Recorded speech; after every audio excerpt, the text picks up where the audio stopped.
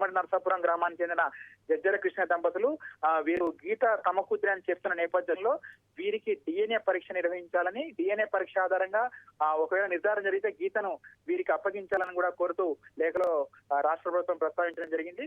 తాము ఇన్నాళ్లుగా చేస్తున్న పోరాటానికి మీడియా సహకారంతో ప్రభుత్వం స్పందించడం పట్ల ఇప్పుడు జజ్జల కృష్ణయ్య దంపతులు సంతోషం వ్యక్తం చేస్తున్నారు.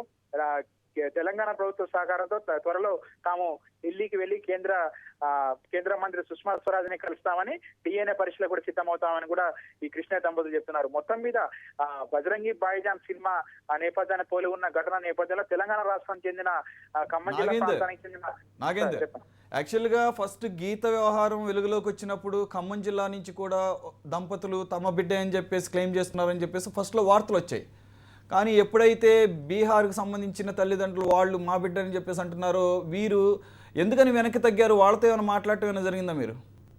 అయితే వీరు చెప్పేది ఏంటంటే వీరు నిరుపేద కుటుంబానికి చెందిన గిరిజన దంపతులు. వీరికి అక్షర జ్ఞానం కానీ లోక జ్ఞానం కానీ చాలా తక్కువ. 2006లో వీరు కుటుంబం అంతా కలిసి గుంటూరు దగ్గర జరిగిన క్రైస్తవ మహాసభల్లో పాల్గొనేందుకు వెళ్లారు. అక్కడ ఆ కూతురు తప్పిపోయింది. అయితే తప్పిపోయిన కూతురు కోసం నెల రోజుల పాటు వీరు పరిసర ప్రాంతాల్లో, సమీప ప్రాంతాల్లో కుటుంబ సభ్యులు, బంధువులు, ఇతర జిల్లాలో ఉన్న బంధువుల ఇళ్లలో వెతికారు. అక్కడ ఎక్కడ కూడా ఆ మాచికు లభించడంతో ఏం చేయాలో పాల్గొన్న స్థితిలో వీరు వెనక్కి తిరిగి వచ్చారు.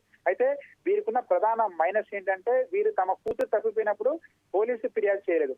స్థానిక పోలీస్ స్టేషన్ లో కానీ, తాము నివాసం ఉండే జూలూరుపాడు పోలీస్ స్టేషన్ లో కానీ వీరు ఫిర్యాదు చేయలేదు.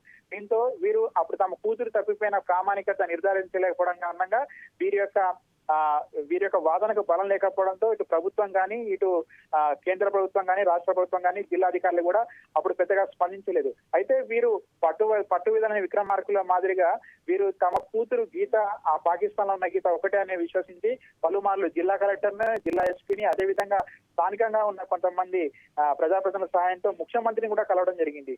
ఈ నేపథ్యంలో వీళ్ళు పోరాటం చేస్తున్న నేపథ్యంలో అక్కడ బీహార్ నుంచి వచ్చిన దంపతులని గీత గుర్తుపట్టకపోవడంతో వీరి ఆశలు చిగురించాయి. ఈ నేపథ్యంలో ప్రభుత్వం కూడా ఈ దంపతులే ఆ దంపతులు కావచ్చు, ఆ గీత వీరి కూతురు కావచ్చు అనే భావనతో ఒకసారి డిఎన్ఏ పరీక్ష చేస్తే వాస్తవాలు వెలుగులోకి వస్తాయి కాబట్టి కేంద్రం స్పందించి డిఎన్ఏ పరీక్ష చేసి వీరు ఆమె తల్లిదండ్రులు కాదని నిర్ధారించాలని అధికారికంగా ఒక లేఖ రాయడం ఇప్పుడు వీరికి కొండంత అలా బలాన్ని ఇవ్వడమే కాకుండా వీరు గీతను తమ కూతురుగా గుర్తించే అవకాశం కూడా కనిపిస్తా ఉంది. Thank you very much.